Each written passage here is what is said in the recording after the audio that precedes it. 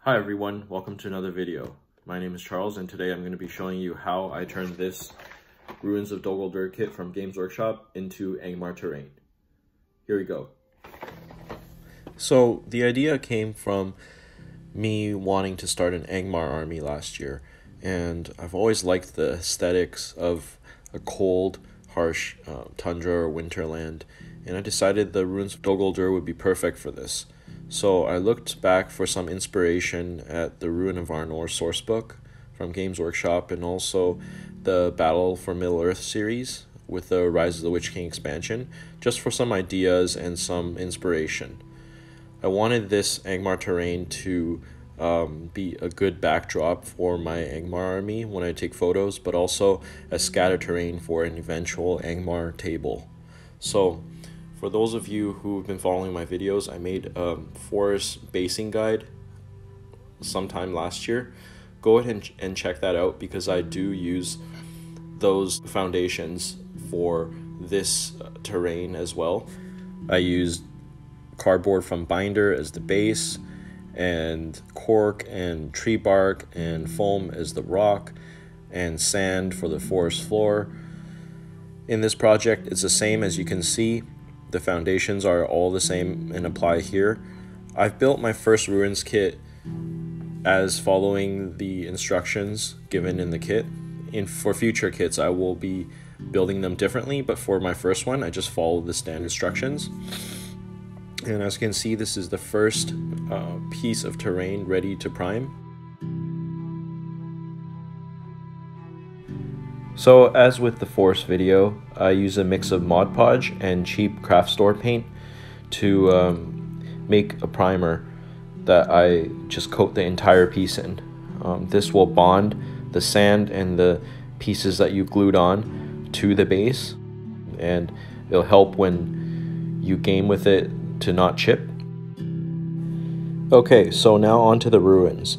I wanted the stone to look worn and also really cold and frozen.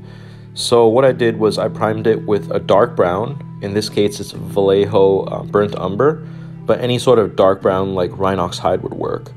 And then I highlighted it with a lighter, more warm brown. In this case, it was Mournfang brown.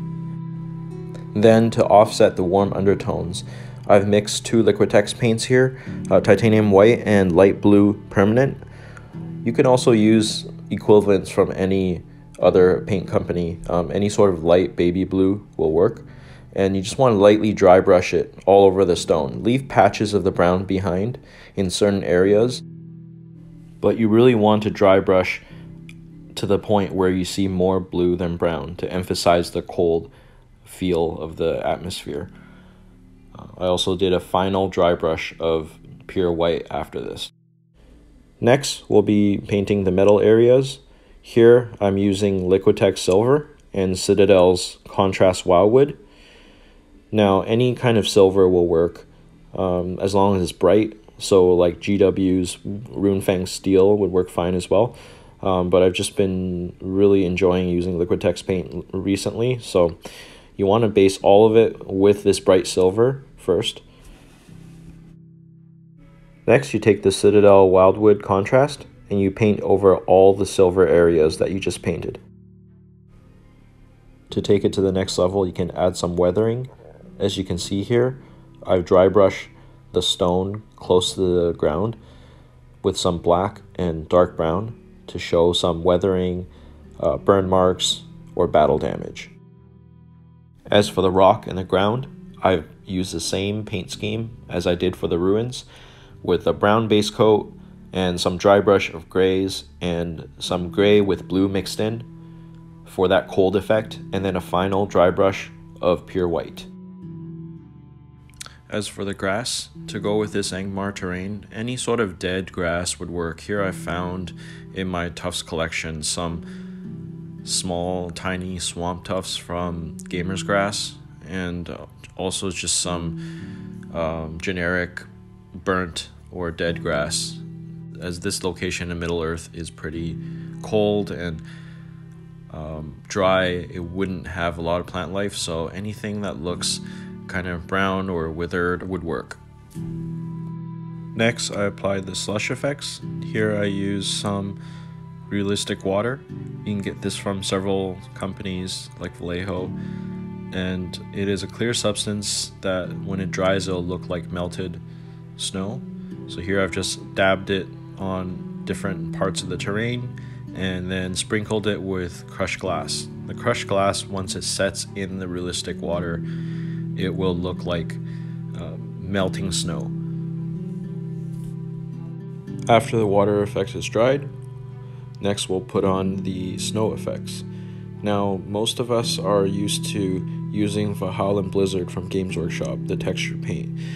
And I've found out that using lightweight spackle on the right in this picture is just as effective and looks pretty similar once dried, except that it is much cheaper and you can get them in big tubs, in big quantities, and use them generously. So here I've taken chunks of lightweight spackle and I've applied it to the terrain piece using PVA glue.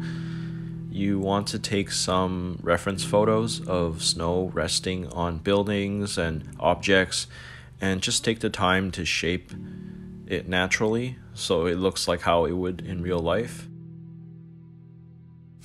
Once this is all done, I went back to make sure that the snow was consistently covering all areas of the terrain and added more where I thought there would be more snow in that area, and just kind of make it look consistent.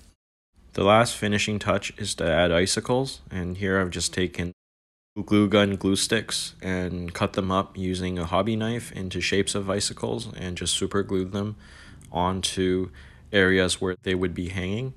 And here you see I've just added them under doorways and spots that icicles would naturally form. And here we are, the finished Angmar terrain, the start of my Angmar gaming table. If you found this video to be helpful, please subscribe to the channel and share this video, and follow me on Instagram at Heroic Highlights, link in the description. Hope you all have a great day and look forward to the next video.